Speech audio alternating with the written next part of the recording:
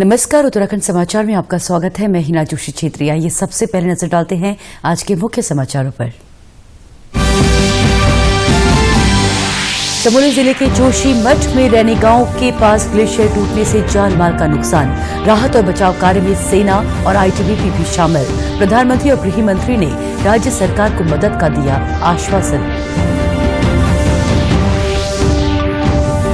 जोशीमठ में ग्लेशियर टूटने के बाद बाढ़ की आशंका को देखते हुए निचले जिलों में अलर्ट। श्रीनगर में नदी का जलस्तर खतरे के निशान से नीचे। हरिद्वार में हर की पैड़ी को किया गया जल विहीन। हरिद्वार महाकुंभ में आने वाले श्रद्धालुओं के रजिस्ट्रेशन के लिए पोर्टल तैयार। कुंभ में तैनात फ्रंटलाइन वर्कर्स के टीकाकरण के लिए मंगाई गई कोविड वैक्सीन।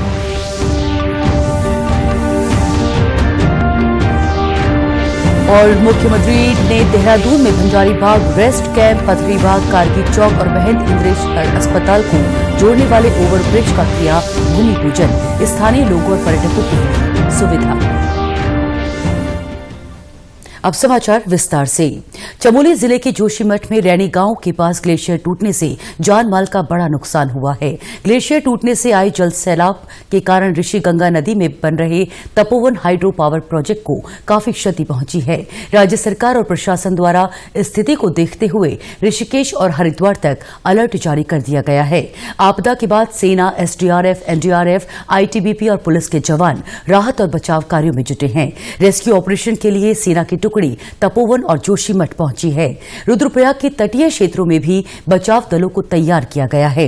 बरेली से सेना के 2 हेलीकॉप्टर भी जोशीमठ पहुंचे हैं। आईटीबीपी, जोशीमठ और औली के जवान भी घटनास्थल पर पहुंचे हैं। इसके अलावा कई टीमों को स्टैंड बाय पर रखा गया है। आपदा पर प्रधानमंत्री नरेंद्र मोदी और केंद्रीय गृह मंत्री अमित शाह की भी नजर है।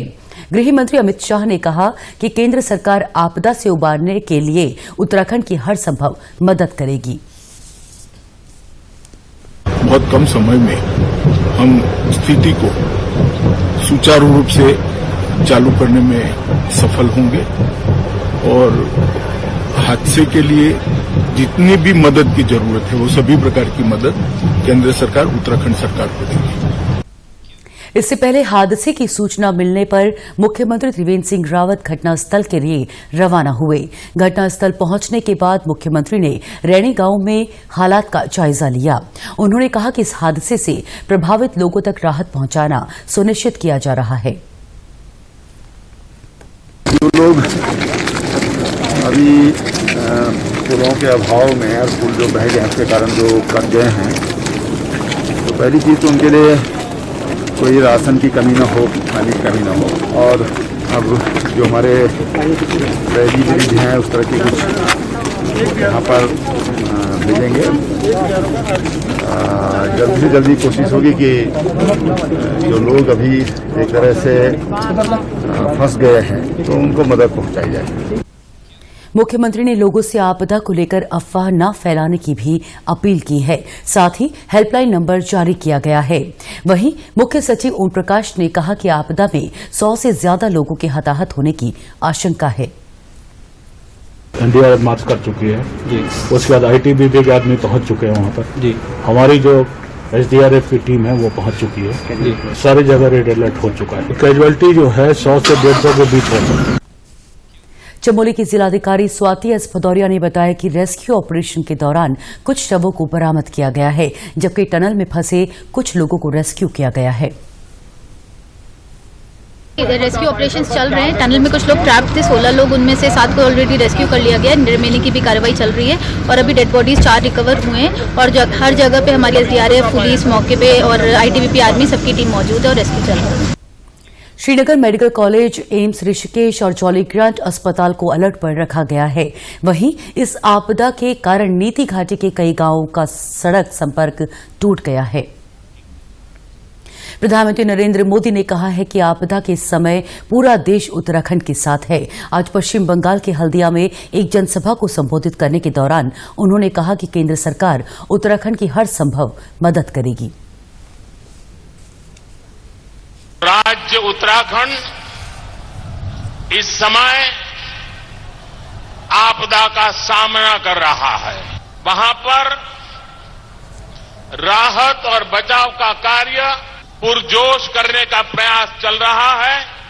उत्तराखंड के साहसी लोग के लिए मैं प्रार्थना कर रहा हूं, बंगाल प्रार्थना कर रहा है, देश प्रार्थना कर रहा है। चमोली जिले में ग्लेशियर टूटने के बाद बाढ़ की आशंका को देखते हुए पौड़ी जिले में भी अलर्ट जारी किया गया है। हालांकि श्रीनगर में अलकनंदा नदी का जलस्तर नहीं बढ़ा है और खतरे के निशान से नीचे है। ऋषि गंगा पावर प्रोजेक्ट के टूटने के बाद जो बाढ़ का खतरा बना हुआ था, श्रीनगर में पानी का लेवल बिल्कुल नहीं बढ़ा है। श्रीनगर में स्थिति यह है कि अलकनंदा खतरे के निशान से 3.5 मीटर नीचे बह रही है। एहतियात के तौर पर यहाँ सारी व्यवस्थाएं चाक चौबंद कर दी गई हैं। नदी के किनारे होने वाले काम, सारी गतिविधियां रोक दी गई हैं। एसडीआरएफ तैनात है नदी के किनारे ताकि किसी तरह की अनहोनी से बचा जा सके। दूरदर्शन के लिए श्रीनगर पौड़ी गढ़वाल से गणेश खुबसाल गणी। अलकनंदा में बाढ़ के खतरे को देखते हुए धारी देवी मंदिर को खाली करा दिया गया और कपाट बंद कर दिए गए। इससे पहले आज धारी देवी की डोली ने त्रिजुगी नारायण के लिए प्रस्थान किया। इस डोली यात्रा के माध्यम से उत्तराखंड की संस्कृति का प्रचार प्रसार भी किया जाएगा। इस बारी जो देव डोली की यात्रा है वो उत्तराखंड के अभी केदारनाथ क्षेत्र में पूरा भ्रमण करेगी, देवस्थानों पे, मठों में, और उसके बाद ये कुंभ स्नान करेगी। तो जो ये प्रयोजन है अपनी देवभूमि की जो संस्कृति है, जो हमारा, जो हम देवस्थान कहते हैं, देवभूमि कहते हैं, लोगों को पता चले। और जो खासकर इस समय उत्तराखंड में डोली भ्रमण का हुआ है वो ये है कि हमने देखा है कि लोग बाहर से, महाराष्ट्र से या कर्नाटक से, कहीं से भी आते हैं और वो बद्रीनाथ जी और केदारनाथ जी के दर्शन करने से पहले उनको पता है कि रक्षक देवी का मंदिर है यहाँ पे, और वो यहाँ पे दर्शन करने आते हैं। हरिद्वार के जिलाधिकारी सी रविशंकर ने जिले में अलर्ट जारी कर दिया है। नदी के तटवर्ती इलाकों के लोगों को नजदीकी आश्रय स्थलों पर पहुंचाया गया है। स्नान घाटों पर भी श्रद्धालुओं को सूचित कर दिया गया है। कुंभ मेला के लिए नदी किनारे काम कर रहे मजदूरों को आगाह कर जगह खाली करने के निर्देश दिए गए हैं। सभी बाढ़ चौकियों को भी सक्रिय किया गया है। हालात पर लगातार निगरानी रखी जा रही है। एहतियात के तौर पर हर की पैड़ी को जल विहीन कर दिया गया है।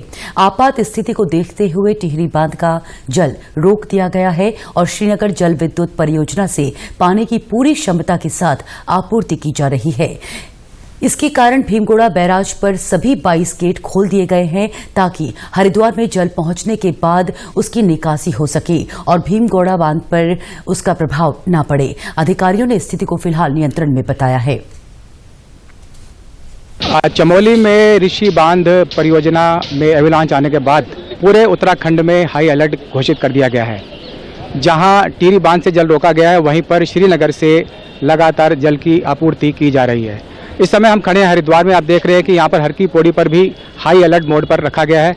यहाँ पर इस समय हर की पौड़ी को भी जल विहीन कर दिया गया है और यात्रियों को भी स्नान करने से वर्जित किया गया है। हर की पौड़ी के पूरे घाटों को खाली करा लिया गया है। चप्पे चप्पे पर पुलिस यहाँ पर इस समय जो है तैनात है ताकि लोगों को अलर्ट किया जा सके। अभी हमने आपको दिखाया किस तरह से भीमगोड़ा बैराज पर 22 गेट खोल दिए गए हैं और निचले इलाकों में भी अलर्ट जारी कर दिया गया है। Devendra Sharma, DD news, Haridwar. Police महानिदेशक अशोक कुमार आज अल्मोड़ा पुलिस लाइन पहुंचे और पुलिस कर्मियों की समस्याएं सुनी। इस दौरान उन्होंने पुलिस कर्मियों को जिम्मेदारी और जवाबदेही के साथ ड्यूटी करने का संदेश दिया। पीपल फ्रेंडली पुलिसिंग करें, पीड़ित केंद्रित पुलिसिंग करें, लोगों की सहायता करें, पीड़ितों की सहायता करें और जो है संवेदनशील पुलिसिंग हो और जवाबदेह पुलिसिंग हो, रिस्पॉन्सिव पुलिसिंग हो, हमारा रिस्पॉन्स टाइम सुधरे। ये सब चीजों के लिए हमने पुलिस को संदेश दिया। यहाँ पर चमोली जिले में ग्लेशियर टूटने की सूचना पर पुलिस महानिदेशक ने अपने अन्य कार्यक्रम स्थगित कर दिए। पुलिस लाइन में प्रेस वार्ता के दौरान उन्होंने बताया कि आपदा स्थल पर पुलिस और एसडीआरएफ की टीम राहत और बचाव कार्य में जुटी हुई है। हरिद्वार महाकुंभ को सुरक्षित बनाने और केंद्र सरकार की गाइडलाइन का अनुपालन कराने के लिए मेले में आने वाले श्रद्धालुओं को पोर्टल पर रजिस्ट्रेशन करवाना अनिवार्य होगा। साथ ही 72 घंटे पहले की कोरोना नेगेटिव रिपोर्ट और बीमार व्यक्तियों को मेडिकल फिटनेस सर्टिफिकेट लाना अनिवार्य होगा। कुंभ मेले के आईजी संजय गुंजाल ने बताया कि कुंभ मेले के लिए यात्री पंजीकरण के लिए पोर्टल तैयार कर लिया गया है। श्रद्धालु अपने स्वास्थ्य संबंधी परीक्षणों बाद जांच रिपोर्ट अपलोड करके यहां पर आ सकते हैं। उन्होंने बताया कि पोर्टल के माध्यम से जहां कुंभ मेले में कोरोना महामारी के संक्रमण को फैलने से रोका जा सकेगा, वहीं मेले में आए यात्रियों और श्रद्धालुओं का डाटा अपलोड होने से सुरक्षा संबंधी व्यवस्थाओं को भी मजबूत किया जा सकेगा। मेले में कोई आया और आने के बाद अगर संक्रमित हो गया या संक्रमण फैलाने में उसका रोल रहा या हाई रिस्क में आ गया, तो उसके जब डिटेल रहेंगे तो हमें उसको ट्रैक करने में या उसका जो कॉन्टैक्ट ट्रेसिंग है या सर्विलांस है वो बहुत आसान रहेगा, क्योंकि हमारे पास किसी तरह का डिटेल रहेगा।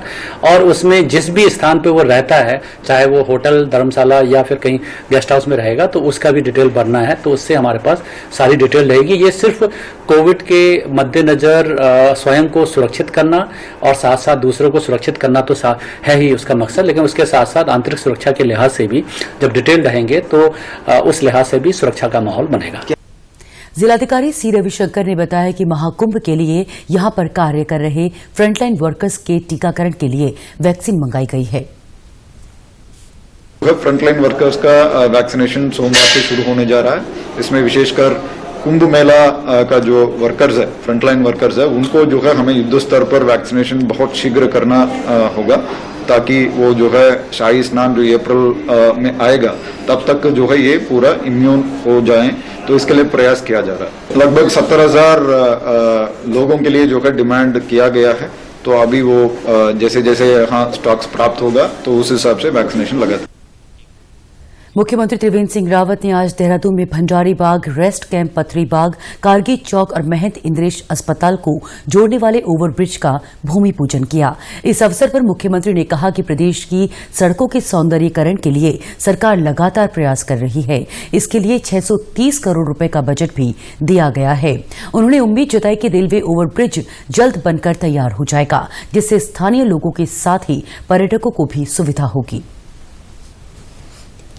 वर्षों से लंबित डिमांड आज उसका पूरा होने की शुरुआत हुई है, यानी कि शिलान्यास हुआ है और बहुत जल्दी ये पुल बन करके तैयार होगा। अभी तक जो भी काम हमने किए हैं, जो आगणन है और जो समय सीमा है, सारे कार्य समय सीमा पर लोक निर्माण विभाग ने पूरे किए हैं। इस आरओबी का निर्माण शीघ्र करके और तमाम इस क्षेत्र के लोग इससे लाभान्वित होंगे। जो देहरादून में आने जाने वाले लोग हैं, हमारे पर्यटक हैं, वो इससे लाभान्वित होंगे। इस अवसर पर मौजूद केंद्रीय मंत्री और हरिद्वार सांसद डॉक्टर रमेश पोखरियाल निशंक ने कहा कि लंबे समय से चली आ रही मांग आज पूरी हुई है। इस रेलवे ओवरब्रिज के बनने से लगभग 50,000 लोगों को फायदा होगा। पुल बन रहा है, ये बहुत लंबे समय के बाद ये बना है, शुरू हुआ है। बहुत मांग थी और ये इसमें हजारों, लगभग 40-50 हजार लोग इससे लाभान्वित होंगे।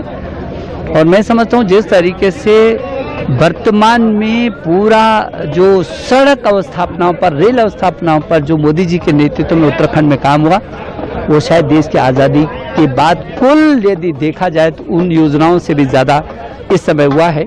बाईपास रोड भी बन रहा है, ये टनल भी बन रही है। भविष्य में हम देहरादून से दिल्ली तक ऊपर ही ऊपर जो टनल जो है उसके नीचे जो नदी है, नदी के ऊपर ही ऊपर जा करके और 2.5-3 घंटे में हम दिल्ली पहुंचेंगे। देहरादून दिल्ली मार्ग पर भी है।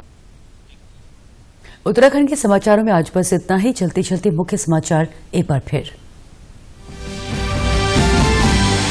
चमोली जिले के जोशीमठ में रैनी गांव के पास ग्लेशियर टूटने से जान माल का नुकसान।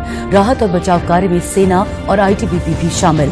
प्रधानमंत्री और गृह मंत्री ने राज्य सरकार को मदद का दिया आश्वासन। जोशीमठ में ग्लेशियर टूटने के बाद बाढ़ की आशंका को देखते हुए निचले जिलों में अलर्ट। श्रीनगर में नदी का जलस्तर खतरे के निशान से नीचे। हरिद्वार में हरकी पैड़ी को किया गया जल विहीन।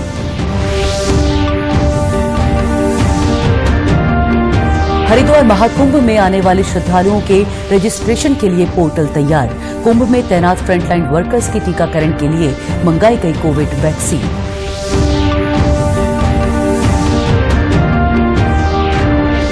और मुख्यमंत्री ने देहरादून में भंजारी बाग, रेस्ट कैंप, पथरी बाग, कारगिल चौक और महंत इंद्रेश अस्पताल को जोड़ने वाले ओवरब्रिज का किया भूमि पूजन। स्थानीय लोगों और पर्यटकों को होगी सुविधा। उत्तराखंड की खबरों के लिए आप हमसे सोशल मीडिया के माध्यम से भी जुड़ सकते हैं। हमारा ट्विटर हैंडल है DD News_देहरादून। हमारा फेसबुक पेज है DD News उत्तराखंड और हमारी YouTube channel DD News Uttarakhand को भी आप सब्सक्राइब कर सकते हैं। कोरोना संक्रमण से बचने के लिए मास्क का अनिवार्य रूप से और सही ढंग से प्रयोग करें। साथ ही सामाजिक दूरी का ख्याल रखें। नियमित रूप से हाथ धोएं और याद रखें, कोरोना को हराना है, मास्क जरूर लगाना है। नमस्कार।